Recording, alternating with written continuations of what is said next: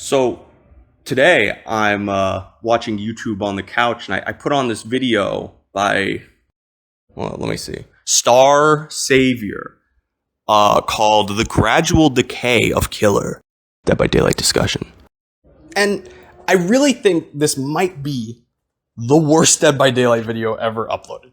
And before I say another word, I know the response to this video because there's these robot-brained freaks that play this game, and they have one response to any person that ever has a harsh tone when discussing Dead by Daylight. Anybody that doesn't do the stupid Ots Darva voice and go, "Oh, I think this killer might be good, this killer might be bad, I don't know, this is good, it's not."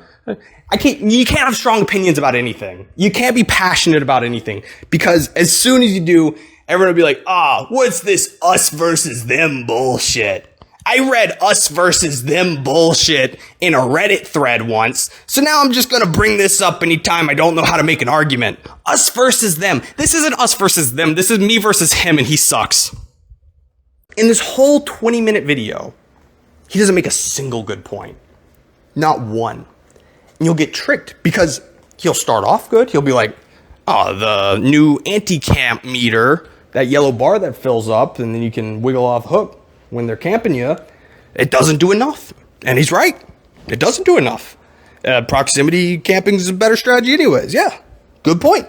But then later on, when they do add another more effective anti-camp measure in making hook states take 10 seconds longer, he'll complain that, now they've nerfed camping. They also made hook time 70 seconds instead of 60 per hook, making camping even weaker, including proxy camping. In turn, making survivors more incentivized to just sit on gens and wait for the time to where they'd absolutely have to get their teammate. Like, you're saying the quiet part out loud, retard. You're not supposed to complain about them nerfing camping. That's supposed to be a good thing for everyone, right?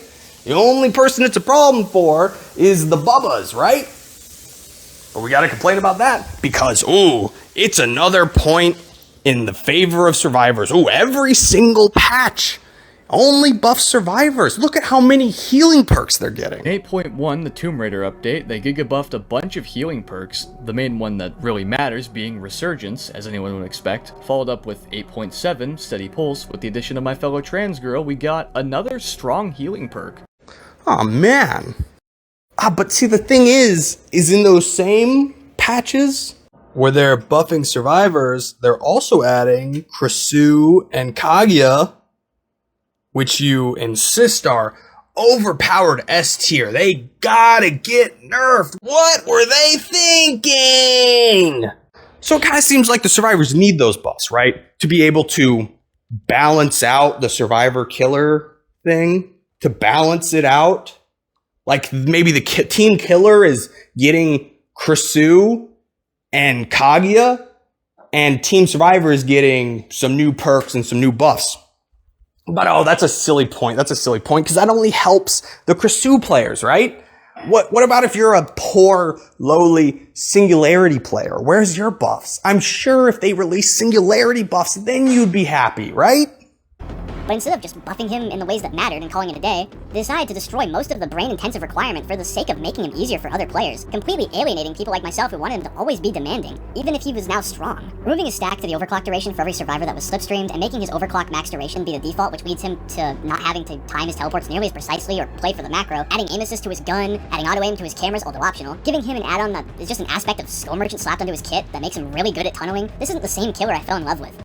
Except when they buff Singularity, this guy bitches that I spent so long getting good at Singularity, and now they buff him, and now anybody can be good at Singularity. It's not fair. Singularity's supposed to be my OC.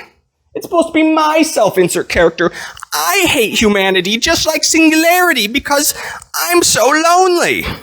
Lonely. That's this guy's biggest problem, because he really hates teamwork among survivors. They add some new teamwork perks with Rick Grimes and Patrick Mahomes, and he goes ballistic. They're adding bully perks. They're adding bully squad perks now. However, they did buff bully squads and make them even more unfun for most players. But they aren't adding bully squad perks. They're just adding perks that allow survivors to interact with each other and help each other. But I don't get to benefit from that because I don't have any friends to talk to, so this isn't fair. No, I won't have it. It's just, there's no sense. And that's really the crux of this, is that it's so easy to criticize and shit on Dead by Daylight. It's such a flawed game. It's so much fun to shit on this game because it's the first of its kind. Of course, it makes mistakes every day. But then these, they hear us having fun shitting on Dead by Daylight, and they're like, oh, yeah, I can be a part of that too. Guys, I can complain too. I'm really good at this. Guys, watch. But then they don't have the mental capacity to actually come up with good points about what's wrong with Dead by Daylight. So they just end up looking like a retard. You gotta learn how to complain correctly. You gotta learn what the concept of game design is before you can bitch about the game design. Like, let me give you an example, all right? They changed the mangled effect. Now, when you are inflicted with mangled, it takes you 20% longer to heal, or 25, or whatever. The point is that after you wait a minute, the mangled effect goes away on its own. It used to be the only way to get rid of mangled was to heal it off. This is a good change because it creates a choice for the player. When you are hit and you are inflicted with mangled, you know that you are going to waste extra time if you heal right away. So you can either heal right away and waste time, or you can risk it and wait out that minute-long timer, spend all of that time being injured and being one hit down, and then once it's gone, your reward is that you're able to heal just as fast as normal with no penalty. It creates a risk and reward situation where if you choose the riskier option, you are rewarded with wasting less time. This is the entire crux of what Dead by Daylight is, and if you do not understand these fundamental principles of its very core game design, well, I don't know. Just probably don't make videos about it, dude. Further exemplifying this, he complains that they've nerfed slowdown perks for killers. Because everybody loves slowdown perks. And his reasoning for why they shouldn't nerf slowdown perks is that slowdown perks are the best strategy for killer. In Dragon's chapter, they nerfed 4 strong gen slowdown perks. While I don't technically have a problem with this, the game is very clearly still built around slowdown. So why would they nerf them? Maybe because it's not a very fun strategy, and they're trying to incentivize using others that are more fun. It's crazy. He's saying that we shouldn't nerf slowdown because slowdown is the best. And slowdown should be the best because it's the best, and that's why it should be the best. The king should be the king because the king is the king, and that's all you should know. Don't ever try anything new. Whatever. Just gen slowdown. Oh, they nerf Pop Goes the Weasel? Oh, how could they? They must really hate killer, huh?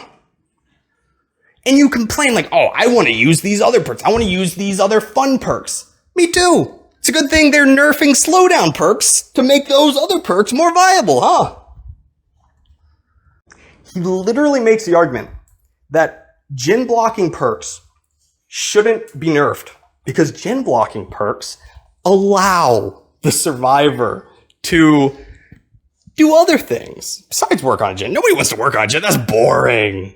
Working on gens is boring. You know what's fun? Going and cleansing a dull totem and hiding in a locker while you wait for your gen to get unblocked. That's what survivors should be. They should be grateful every time their gen gets blocked because now you don't have to work on a gen anymore, buddy. Look, good for you. And then the worst of it all, this cringe outro. It's cringe. I know you people cringe at the word cringe, but his outro is cringe. He does this call to action shtick that every Dead by Daylight YouTuber has to do, where he's like, guys, talk about the game in the comments and give me a lot of comments, but only say things that are nice and wholesome. No saying things that I disagree with, actually, because I will be deleting your comments. He's so cringe, dude. He's like talking to behavior like they're ever gonna watch his fucking video, and just being a fucking baby. Oh, I love you guys' game so much. I love you guys' game so much. Oh, you're so good at making games. And he's just a bitch the whole time. Anyways, fuck this guy's video sucks.